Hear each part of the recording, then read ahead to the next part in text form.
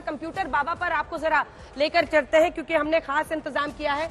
और परिणीत कौर जो कि कैप्टन अमरिंदर सिंह की पत्नी है, वो चुनावी मैदान में है। पंजाब की भी चर्चा हो रही है, कौन आगे कौन पीछे आपको बताते हैं। तो सबसे पहले हम यहाँ पर शुरुआत करते हैं। देखिए, मुझे लगता है कि हम लोग अगर उत्तर प्रदेश से शुरुआत करें तो सबसे अच्छा रहेगा। गुजरात से शुरुआत कर लेते हैं और गुजरात में आपको दिखाते हैं कि नंबर्स क्या कह रहे हैं। यहाँ पर अगर आप यहाँ पर टैली देखिएगा तो जो रंग है वो आपको दिख रहा है। यहाँ पर 22 सीटों पर फिलहाल बीजेपी आगे चलती हुई दिखाई दे रही है। यहाँ पर हम आपको दिखाते हैं कि जो ताकतवर सीटें हैं, शक्ति प्रदर्शन है, वो फिलहाल कैसा हुआ बीजेपी का दिख रहा है। ये जल्दी से आपको दिखा रहे हैं।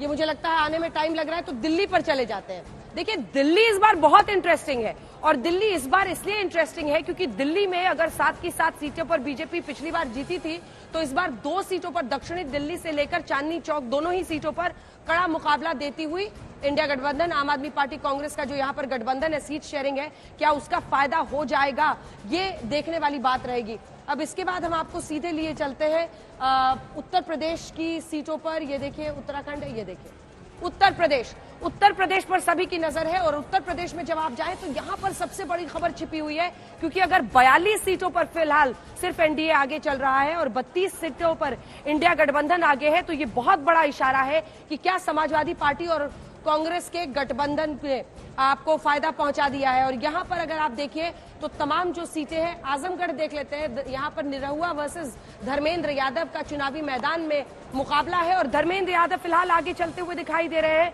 यानी निरहुआ जो बाईपोल में वहां पर जीते थे बीजेपी के लिए ये टिकट, प्रधानमंत्री जिन 5 यादव परिवार के लोगों की बात करते हैं, उनमें से एक आजमगढ़ की सीट भी है, जहां पर उन्होंने कहा कि एक ही परिवार के 5 लोगों को देखिए अलग अलग सीटें दे दी गई हैं। उसी में से एक सीट आजमगढ़ भी है। अब हम आपको जल्दी से दिखा देते हैं। मुझे लगता है कि मेरठ की सीट बहुत दिलचस्प है और गोरखपुर की सीट दिखा देते हैं, जहां से रवि किशन फिलहाल आगे चल रहे हैं। रवि किशन के लिए यहाँ पर जावेद सिमनानी है और ये देखिए शिवशंकर प्रजापति हैं।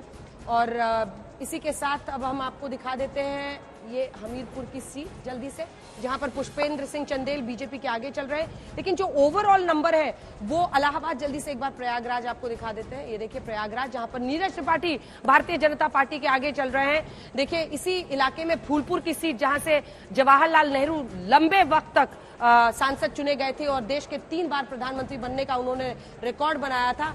अमरोहा की सीट देख लेते हैं। ये सब जो सीटें बहुत, कंवर सिंह तंवर यहाँ पर भारतीय जनता पार्टी की तरफ से आगे चल रहे हैं और वहीं पर कांग्रेस पार्टी के कुंवर दानिश अली पीछे चल रहे हैं। कांग्रेस पार्टी के टिकट पर वो चुनावी मैदान में इस बार है। देवरिया, एक बार देवरिया जल्दी से दिखा देते हैं। एक बार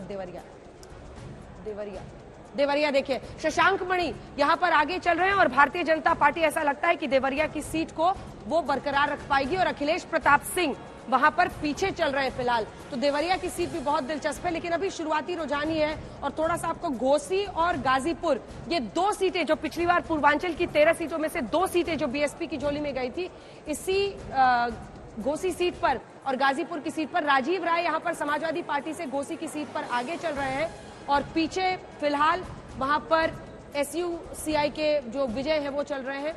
और एक बार जल्दी से गाजीपुर की सीट, राजभर के बेटे हैं वो पीछे चल रहे हैं इस वक्त। यहाँ से उतारा है गाजीपुर की सीट एक बार दिखा देते हैं जल्दी से। गाजीपुर की सीट दिलचस्प इसलिए है क्योंकि पिछली बार बीएसपी के टिकट पर यहाँ पर अफजाल अंसारी जीते थे। इस बार समाजवादी पार्टी के टिकट पर है और अफजाल अंसारी ही जा रहे हैं।